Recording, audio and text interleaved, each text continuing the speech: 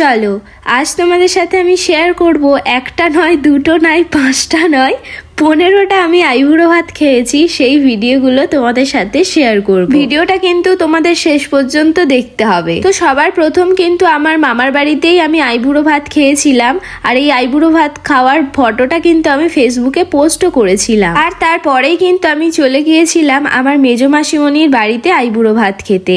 আর আমি যেহেতু পিঠে খেতে ভালোবাসি তো আইবুড়ো ভাতের দিন কিন্তু আমার মেজো মাসিমণি পিঠেও তৈরি করে দিয়েছিল। আর তোমরা সবাই জানো যে আইবুড়ো ভাত মানে কত রকমের রান্না বান্না, 5 রকম ভাজা ভুজি, এগুলো। সত্যি কথা বলতে এই যে এতগুলো আমি আইবুড়ো ভাত খেয়েছি, এই আইবুড়ো ভাত যারা অ্যারেঞ্জমেন্ট করেছে সত্যি এদের পিছনে যে কতটা পরিশ্রম মানে আমি কি বলবো, আমি নিজেই রিয়েলাইজ করছি যে এরা এতটা আমাকে ভালোবাসে মন থেকে।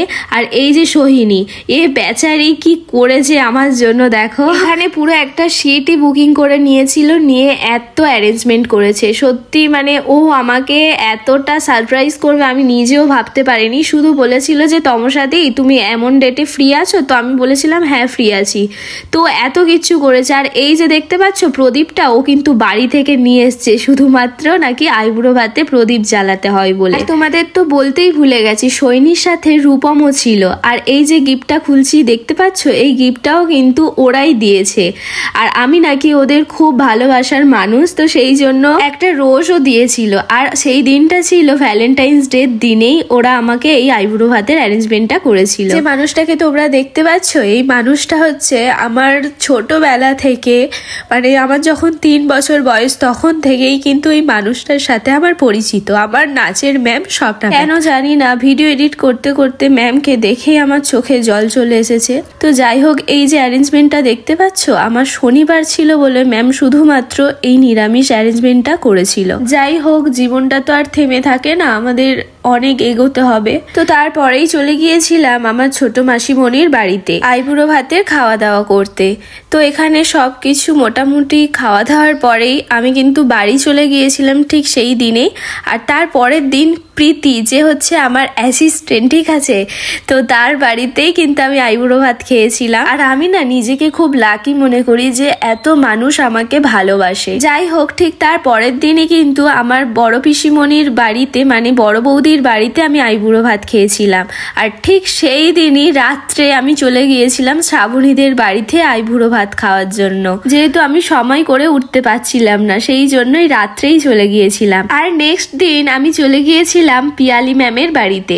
আর এই যে মানুষটাকে দেখতে পাচ্ছ, এই মানুষটা হচ্ছে আমার কাছেও অনেক কিছু, যার হাত ধরে আমার মেকআপ প্রফেশনে আসা। আর জানো তো ম্যামের তো এমনিতেই শরীর খারাপ, তো এত কিছু নিজের হাতে রান্না করেছে। আমি সত্যি খুবই মুগ্ধ যে এত কিছু নিজের হাতে রান্না করেছে এত শরীর খারাপ থাকা সত্ত্বেও। আর সত্যি এই ভিডিও এডিট করতে করতে আমার মাঝে মাঝে চোখে জল চলে আসছে। এই পিয়ালি ম্যামের কাছেই আমি এক সময় মেকআপ ক্লাস করতে আসতাম, কত স্মৃতিই না জড়িয়ে আছে। তারপরে স্বপ্না ম্যামের কাছে আমি সেই 3 বছর বয়স থেকেই নাচ শিখতে যেতাম, এই আগের বছর পর্যন্তই। এত স্মৃতি সত্যি মাঝে মাঝে খুব কষ্ট দেয় নিজেকে। তোমাদের সাথে অনেক কথাই শেয়ার করে ফেললাম। তো এদিকে পিয়ালি ম্যাম আমাকে আশীর্বাদ করছে আর নিজের হাতে আমাকে পায়েসটাও খাইয়ে দিয়েছিল। তারপরে কিন্তু আমি চলে গিয়েছিলাম আমার দিদির বাড়িতে, আর এটা ছিল দিদির শাশুড়ি। তো যাই হোক, আমি রেডি হয়ে চলে গিয়েছিলাম দিদির বাড়িতে। আর দিদি এদিকে কত অ্যারেঞ্জমেন্ট করেছে দেখো। আর এই যে ভিডিওগুলো আমি করছি সত্যি এগুলো এক একটা স্মৃতি হিসাবে তোলা থাকলো। দেখো, তোমাদের সাথে কথা বলতে বলতে আমার 11তম আইবুড়ো ভাত আমি খেতে চলেছি দিদির বাড়িতে। তোমরা ভিডিওটা ভালো করে দেখলে বুঝতে পারবে যে আমার বড় জেঠিমার বাড়িতে আমার আইবুড়ো ভাত দিয়েছিল, সেই ফুটেজ কিছুই নেওয়া হয়নি, তো সেই জন্য অ্যাড করতেও পারিনি। এই যে মানুষটাকে তোমরা দেখতে পাচ্ছ, এটা হচ্ছে আমার ছোট দিদা, মানে আমার ঠাম্মা যা হয়। তো ছোট দিদার বাড়িতেও কিন্তু আমি আইবুড়ো ভাত খেয়েছিলাম। আর কত অ্যারেঞ্জমেন্ট করেছে দেখো। ছোট দিদার বাড়িতে যেদিনই আমি আইবুড়ো ভাত খেয়েছিলাম সেই দিন ঠিক রাত্রিবেলা আমাদের পাড়ার বৌদিরা মিলে আমাকে আইবুড়ো ভাত দিয়েছিল। তো কিছুই তেমন খাওয়া হয়নি, প্রতিদিনই খাওয়া হচ্ছে। তো এই অ্যারেঞ্জমেন্টটা করেছিল। তো সত্যি ভালোবাসা থাকলে সব কিছুই সম্ভব হয়, আমি সেটা মানি। তো এখানেও আইবুড়ো ভাত খেলাম। তার পরের দিন আমি চলে গিয়েছিলাম আমার ছোট কাকিমার বাড়িতে। আর এদিকে পুচিকে দেখতে পাচ্ছ, ও আমাকে এই শাড়ি টাড়িগুলো দেবে, ঠিক আছে। আর পুচি তো খুব বদমাইশি করে সব সময়ের জন্য। তো যাই হোক, তো বৌদি এদিকে আমাকে সবকিছু একদম গুছিয়ে দিচ্ছিল।